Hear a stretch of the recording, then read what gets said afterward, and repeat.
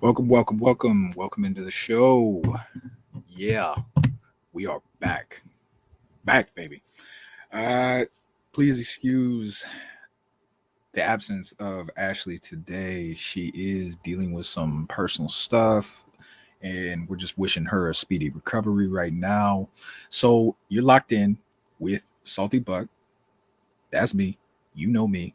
Uh this is a big week for us, man. Like right off the bat, the Tampa Bay Buccaneers are not doing well this season. They're drastically underperforming. We've seen them deal with a lot of stuff. Stuff is the best way I can put it. When it comes to Tom Brady and his marriage and taking a few days off in camp, that's unprecedented for him. Somebody that's super focused on football like that. We've just expected a lot of things out of this team, but we're gonna keep you locked in here on the Talk to Plank podcast. Sorry, that was a mouthful right there. Uh, but yeah, man, we got the Seahawks. We're going to Munich. We're going to Germany. Like that's where World War II was fought, and we need to get in the trenches too, and we need to fight a hell of a fight this week against the Seattle Seahawks, who are surprisingly good, and we're not going to take it. Like, I hope we're not going to take it because something's got to change. Like, this is week 10, and we're still, stop and go, pump the brakes, take 2 steps forward, 1 step back, 1 step forward, 2 steps back. Like, we got to get this. It's got to go. Like, like this team had a lot of expectations coming into the year. We were supposed to be one of the top 3 teams in the NFC, along with the Los Angeles Rams, who we just beat barely with 11 seconds left. We beat them. The Green Bay Packers, who are, I don't think they've had a win in like a month and a half. And now even the Cowboys look better than us right now. And they're dealing with the same problem that we're dealing with Leonard Fournette. And, the fact that, hey, maybe the backup might need more touches, might need to be the starter. We'll get into Lenny. Lenny's a whole other beast, a whole other, you know. But the point of the matter is this team is about dead even in points scored and points allowed. And if you weren't guessing, yeah. So we've allowed 164 points this year. That's good for ninth. That's top 10 scoring defense. That's all right. Like guys are playing tough. It's a lot of carrying the offense this year for the defense. But we've only scored 162 points. That's 24th in the league, man. Last year, we were leading the league. We had, maybe 30 points a game. Where did that go? Where did that go? Byron Leftwich takes a lot of blame for that. Bruce Arians not being on the sidelines anymore to conduct the offense and, rally the troops and keep everybody focused on the task at hand is another thing that has been lacking on this team. He's up in the front office. He's not coming down. He's letting Byron Leftwich coach his offense. He's letting Todd Bowles take over the team, and they need a little bit of help. And it's not so much like a pros and Joes kind of thing. It's a lot of X's and O's. And when we're seeing things every week that we keep harping on, like the runs on first down, the obvious runs on first down, the inside zones, like you need to get a little more creative. We've seen a couple jet sweeps ran, but with the wrong personnel. Like, why are you running a jet sweep with Julio Jones when you have somebody like a Scotty Miller who's much quicker, much more adept to like get from one end of the field to the other sideline to head upfield? And then we've ran that play with Jalen Darden too. Like it's like things like that frustrates you with this offense. And I'm looking at it right here, and we've had 17 drops this season. We had 5 against the Los Angeles Rams last week. And that's tanking Tom Brady's completion percentage. This is a man that he's up around 70% for his career. And right now he's at 65. And he's got 10 TDs and 1 interception. That's technically the best TD to interception ratio in the league. But this is a man that threw 40 plus touchdowns last year. And we haven't been able to get the ball in the end zone this year because it's just stupid plays. Like, you're in a 3rd and 5 and you run a short little crossing route for 3 yards. You can't tell me that we don't have a play in the playbook designed to get 7-8 yards on one throw. Like, what are we doing? What are we doing? I ask myself this every week when I'm sitting in the stands and I'm getting pissed off watching this offense. Something's got to change. Something's got to change. And I've been calling for Byron Leftwich to get fired. But if we do fire him midway, like we still have 8 games left. Like, that's 8 games that we're going to have to adjust to a new play caller and fresh set of eyes. I mean, it worked when we won the Super Bowl. Like, I think they took the play calling away from Byron Leftwich and they gave it to Tom Brady. I'd like to see that more. Rumors are that Tom Brady was the one calling the plays on that final 60-yard drive that got us the game-winning touchdown to Cade Otton last week against the Los Angeles Rams. That was great. We all loved it. The stadium louder than I've heard it in forever. Maybe since opening night last year against the Dallas Cowboys when we were raising the banner.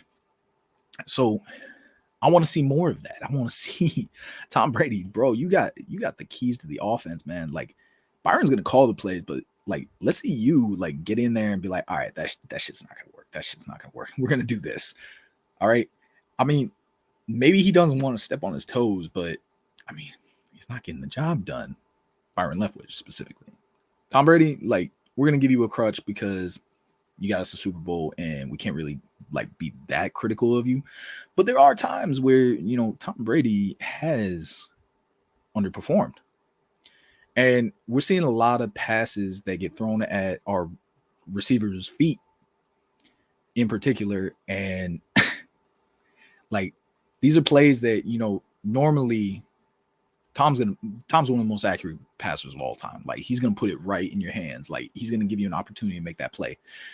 But like, it's gotta click, man. Like, it's taken 9 weeks to get to this point. To like, we started off 2-0, and then very quickly went down to 3-5. Thank God we won last week to go 4-5. We're heading into Germany. We got to even this out because, I mean, even though Atlanta just lost to Carolina, like, they're still like right behind us. They got 6 losses. The losses don't go away. That's what matters in the win-loss column is how many losses you have. And this is a team that, if it's going to make the playoffs, probably needs to limit the losses to about 8 or 9. Now, it's a tough schedule. It's a real tough schedule. I can't really see any one game that we're going to be heavily favored in. We should have been for this one. Coming into the year, I thought this was an easy dub. Coming into the Seahawks game, they just lost Russell Wilson. They got a bunch of rookies starting. But that Russell Wilson trade is turning into one of the best trades of all time. Now we're seeing it. Tariq Woolen, like, that dude, he might be defensive rookie of the year.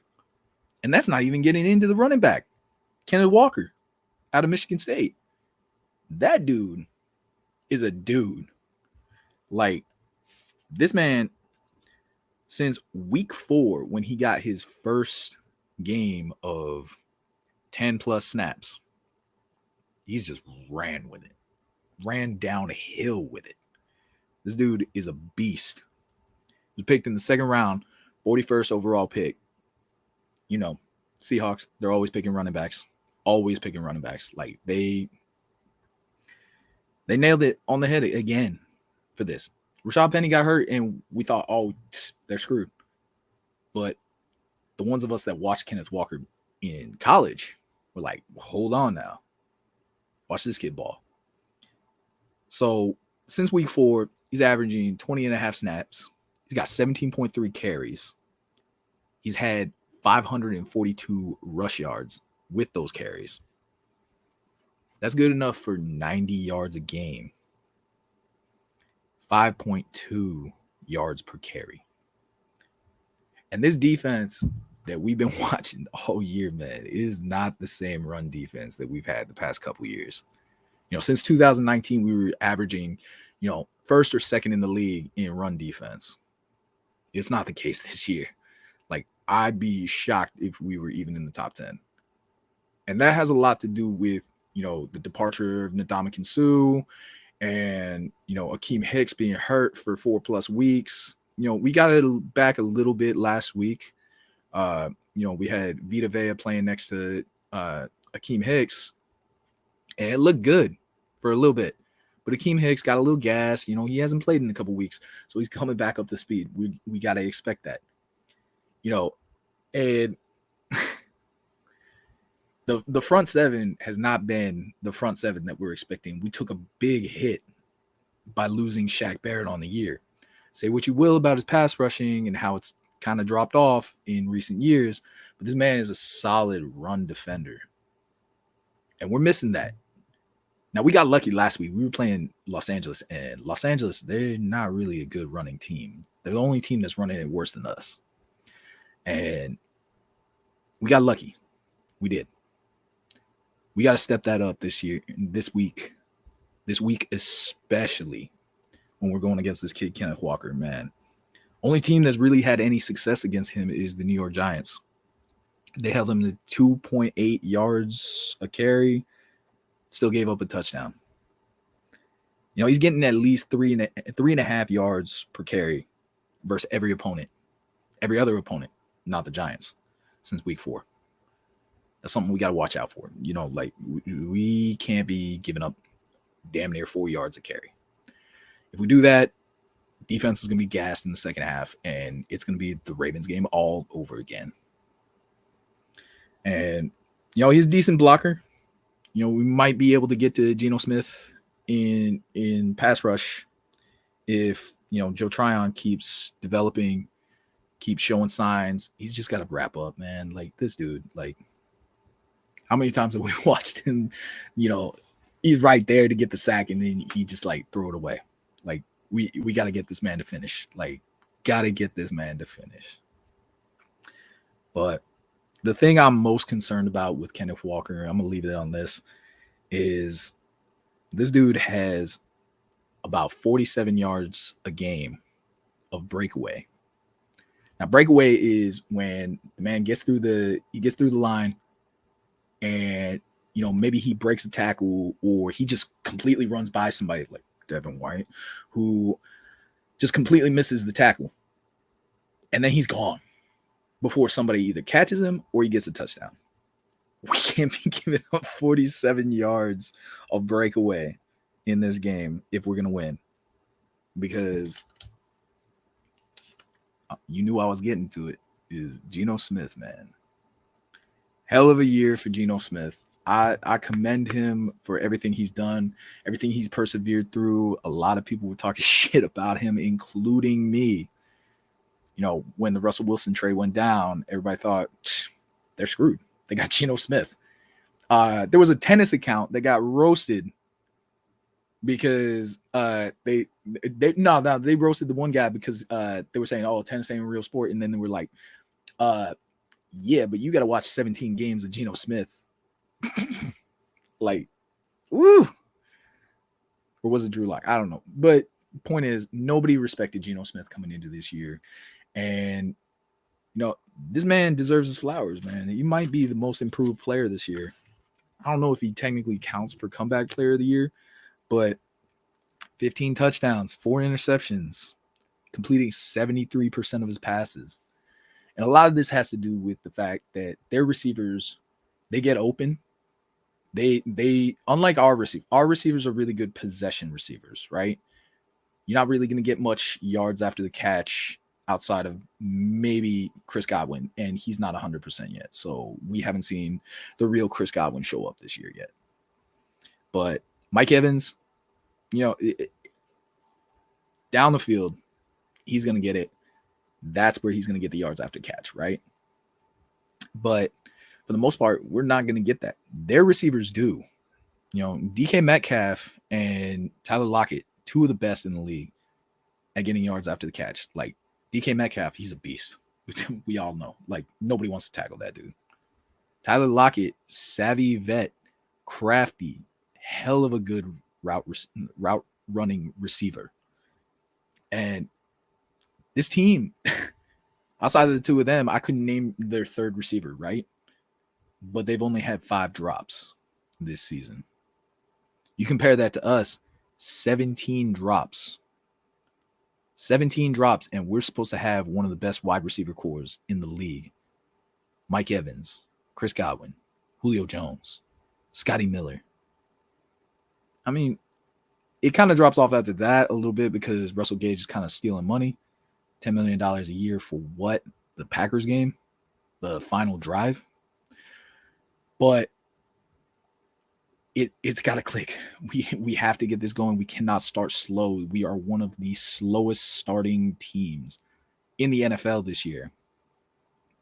We got our first touchdown in the first quarter against the Ravens, right? 2 weeks ago. So you're telling me 7 weeks it took this team to score in the first quarter, score a touchdown in the first quarter. That's unacceptable. That is drastically underperforming. And, the Seahawks defense, they're not all that great. They're ranked 18th overall for their team, but their defense is 16th. Like, we can score on that if we stay focused. But it's the fact that their offense is ranked 6th in the league right now that is scaring me the most. So our defense is tied for 14th. And if we're going against the 6th ranked offense, we're going to give up some points. So we need to make sure that we come in there. We got a great game plan. We try to limit Kenneth Walker. Don't let him going. Don't let him get going and get to Geno Smith. Seems simple, right? Well, we'll see. Now, last thing I want to touch on before I head out, I got to get going, is Antoine Winfield Jr. He's finally back, baby.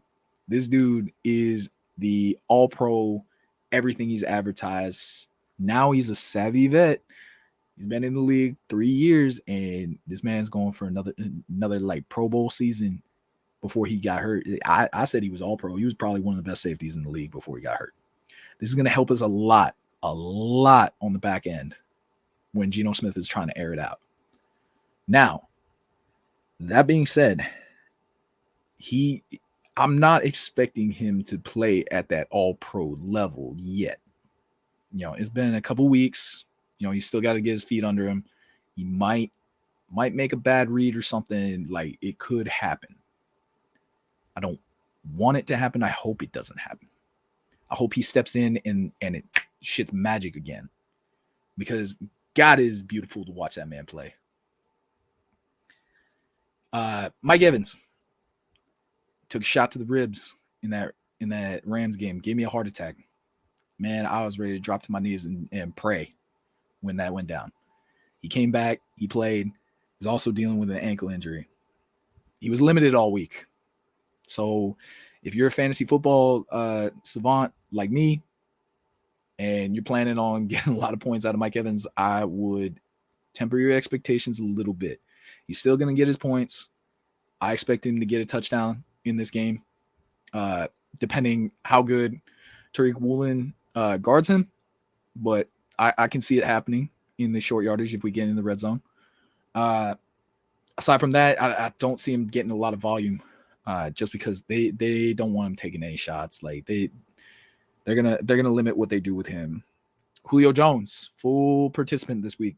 Thursday, Friday, full participant. So is that knee good? Is he gonna take a screen pass and be out for 3 quarters? I don't know, but that's a dude we need to step up, especially because Russell Gage didn't make the trip to Germany. Nick Leverett was sick this week. He's coming back. He's a full participant. He's whatever sickness he was dealing with, I guess he's over it.